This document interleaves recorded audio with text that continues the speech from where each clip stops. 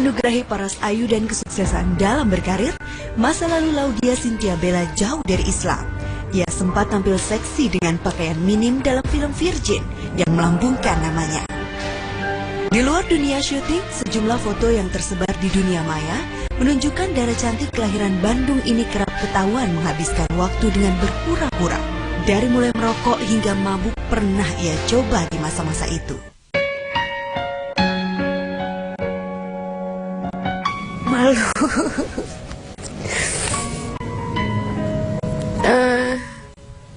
Kayak aku kalau ngeliat foto-foto yang dulu gitu ya, sempat kalau masih ada orang yang ngasih Bel lihat, aku kayak ya Allah dulu aku kayak gini ya gitu. Cuman ya aku bisa seperti ini ya karena dulu aku gitu. Jadi ya aku syukurin sih Mbak. Aku sekarang lihatnya lebih yang setiap orang ada proses, dan perubahan orang itu adalah rencana Allah yang luar biasa.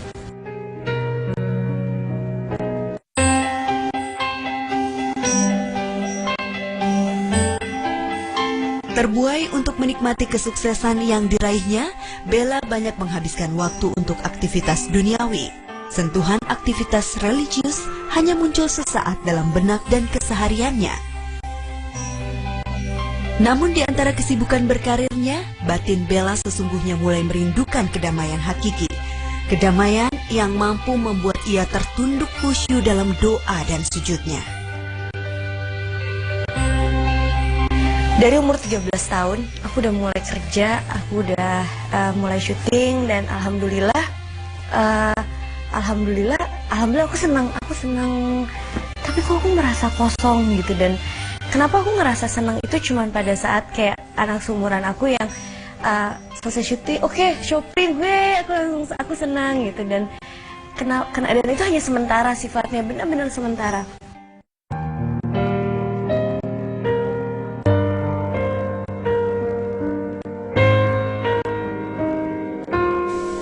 Dunia selebrita telah melambungkan nama Laudya Chintya Bella sejak usianya masih sangat belia.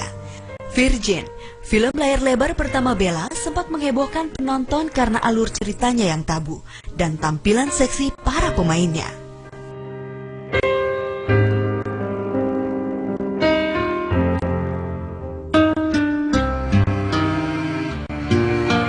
Awal tuh masuk entertainment, pertengahan lagi masuk entertainment, itu mulai agak shock sih sama pemberitaan. Cuman sekarang udah alhamdulillah udah mulai, sempat ada perasaan kayak gitu pasti, karena aku sempat mikir juga, kenapa sih aku cuma melakukan, aku kayak apa ya, kayak ada hal ini kok sampai besar banget pemberitaannya, sampai ini kenapa ya sampai ada kayak gini.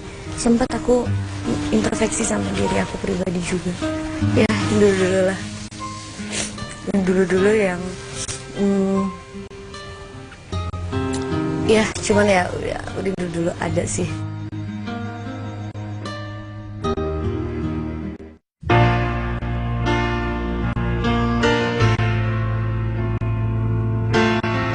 Berada dalam lingkungan para selebritas muda membawa Bella pada pergaulan yang tak terbatas. Kisah asmaranya seakan bercerita. Percintaannya dengan artis muda Raffi Ahmad, Panji Triatmojo, hingga pembalap Ananda Mikola akhirnya kandas dan menorehkan titik luka di hatinya. Kontroversi kembali menghantam sosok Bella, justru di saat ia kembali menemukan tambatan hatinya.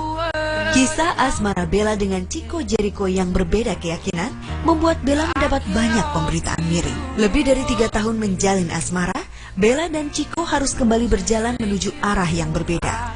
Rasa cinta ternyata tak cukup kuat menyatukan perbedaan di antara mereka. Bella kembali patah hati. Sebersit penyesalan perlahan mengalir dalam relung hatinya.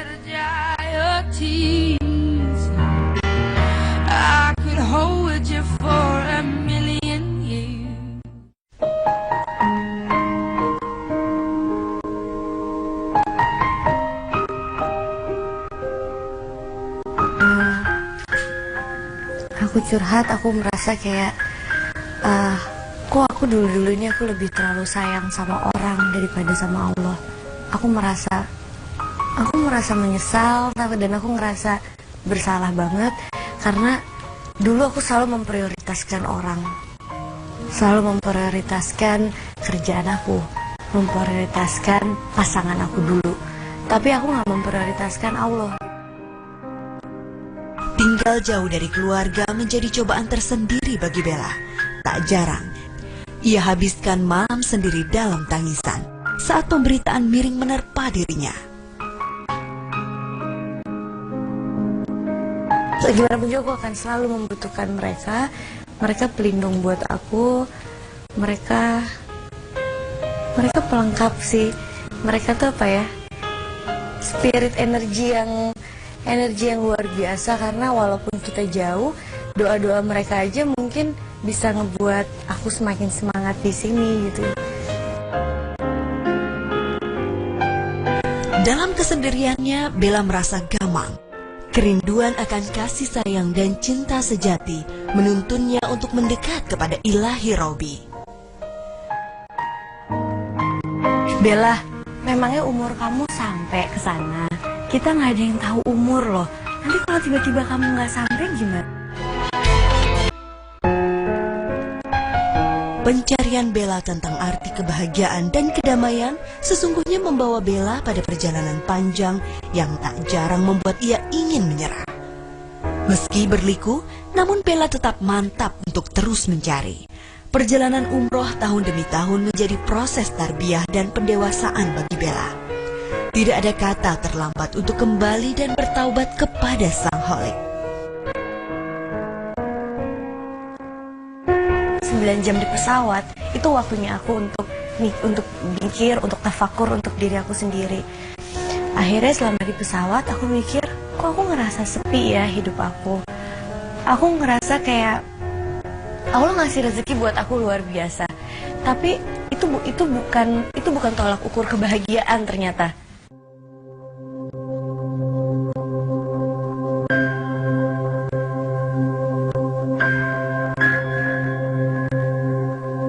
Rasulullah Shallallahu Alaihi Wasallam bersabda, "Wahai anak Adam, bangunlah kepadaku, niscaya aku akan berjalan kepadamu, dan berjalanlah kepadaku, niscaya aku akan datang kepadamu dengan berlari."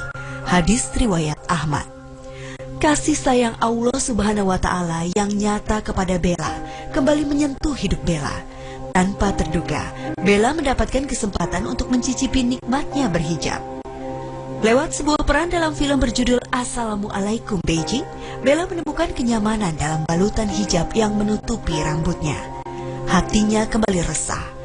Inikah jawaban atas doa-doanya? Mbak Bella itu sebelum umroh bajunya terbuka, kemudian auratnya di mana-mana, kemudian setelah umroh ternyata perubahan terjadi kepada beliau. Satu kesimpulannya, berarti apa? Umrohnya mabrur, insya Allah. Yang kedua apa? Hati dia banyak tersentuh dan berubah di pusat kiblat umat Islam seluruh dunia, Ka'bah. Pertanyaan apa yang saya waktu itu tanyakan? Saya bilang, Mbak, pulang dari sini, siapa yang menjamin Mbak besok masih hidup? Ini momen terakhir, momen terbaik dalam hidup Mbak. Mbak menutup aurat atau Mbak terpaksa ditutupkan?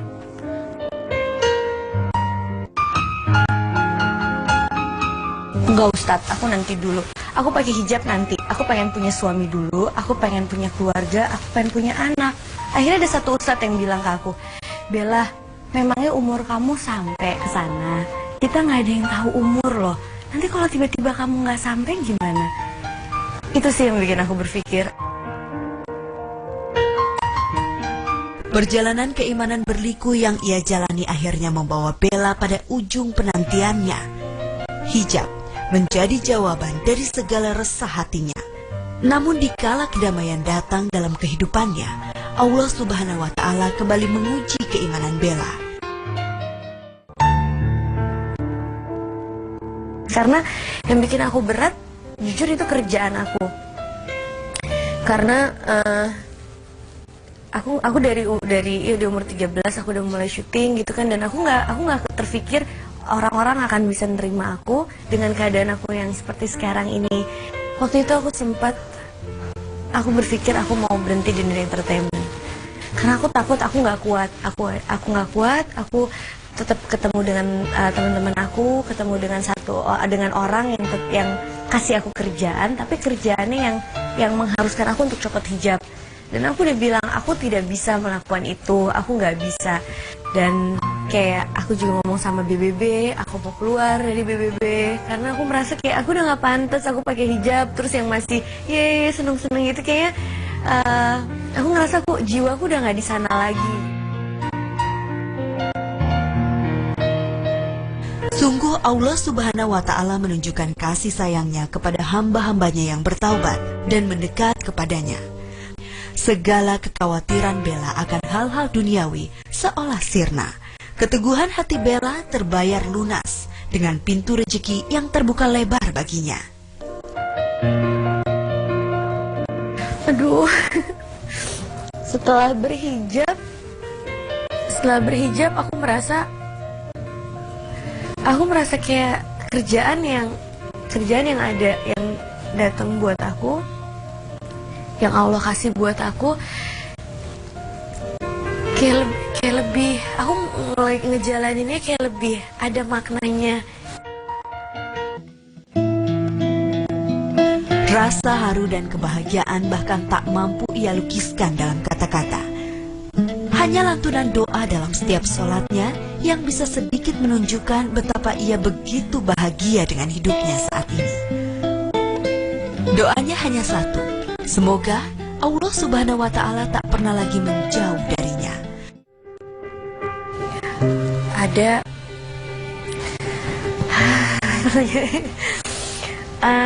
penyesalan.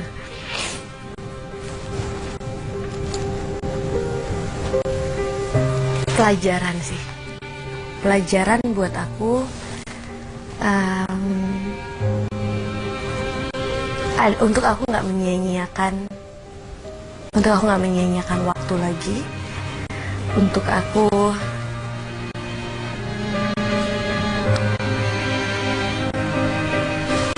gimana ya?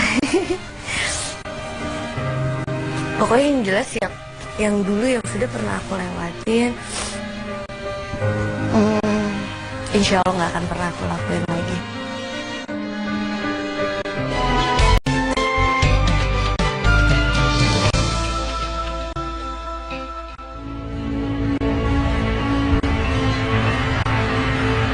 Di balik kebahagiaan yang Bella rasakan setelah berhijab, keputusan Bella untuk hijrah ternyata memunculkan pro dan kontra dari orang-orang di sekitarnya. Ada yang gini sih, yang kayak sayang banget Bel, masih muda, kan belum nikah. Kenapa sih pakai hijab, sayang loh. Kalau nggak mau nikah dulu, ada yang bilang gitu. Ada yang sayang deh kerjaannya, sayang banget rambutnya kan lagi bagus. Kenapa rambutnya nggak mau iklan ini dulu gitu. Ada yang nggak seruan, ntar kita nggak bisa main lagi dong, ntar kita nggak bisa ini gitu ada beberapa yang beda-beda sih. Dan lebih banyaknya juga yang menyayangkan aku. Bel, enggak, lo kok jadi kayak ibu-ibu, hijab kan ibu-ibu. Ada yang bilang gitu. Terus ya aku pikir itu wujud rasa sayang mereka terhadap aku juga sih. Pilihannya untuk menutup aurat dan berhijab bahkan membuat Bella harus rela kehilangan seorang sahabat yang selama ini mengisi hari-harinya.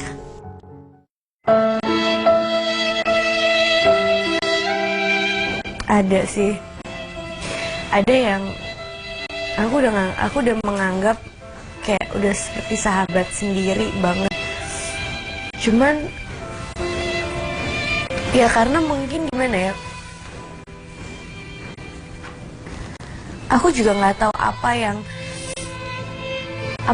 menjadi pertimbangan dia yang sehingga kalau melihat kayak aku berhijab, sayang banget Bel, setiap ketemu selalu kayak gitu kan, sayang banget Bel, aduh enggak deh, aduh Bel, kenapa sih gitu.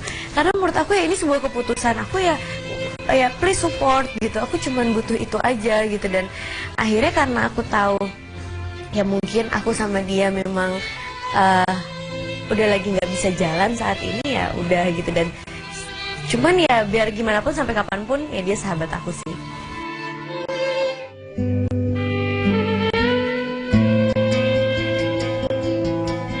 Kehilangan seorang sahabat menjadi ujian berat untuk Bella.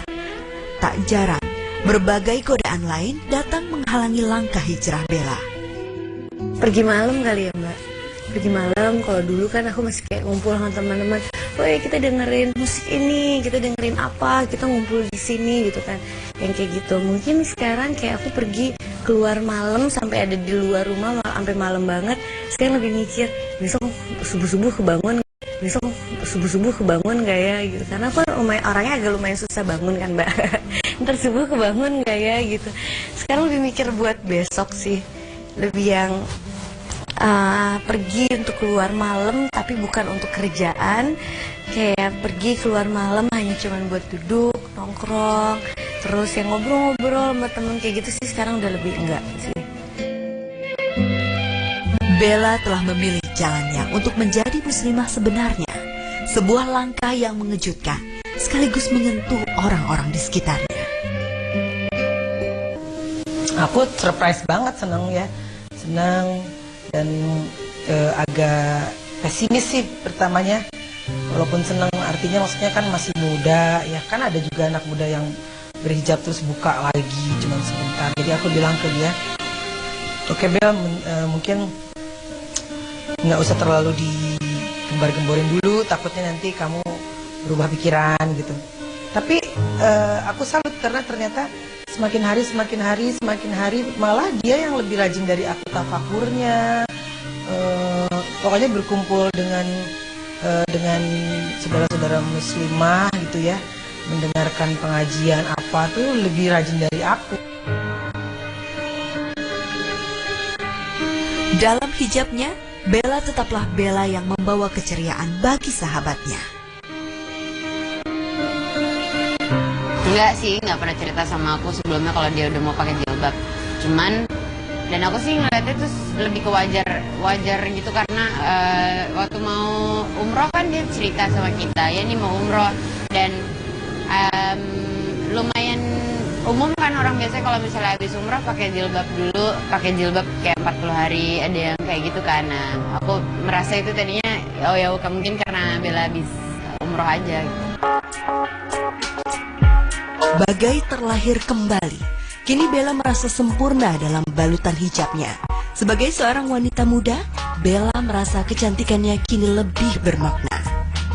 Ya, kalau menurutku perempuan cantik Indonesia itu bukan hanya sekedar dari fisik, bukan hanya sekedar yang rambutnya panjang, kulitnya bagus, terus bukan hanya sekedar itu sih. Menurut aku tuh yang lebih dari itu. Aku bisa bilang perempuan cantik Indonesia itu perempuan yang berani maju, yang berani berubah untuk menjadi diri dia yang lebih baik. Dan juga seorang perempuan yang mau mensyukuri apapun yang udah diberikan sama Allah SWT.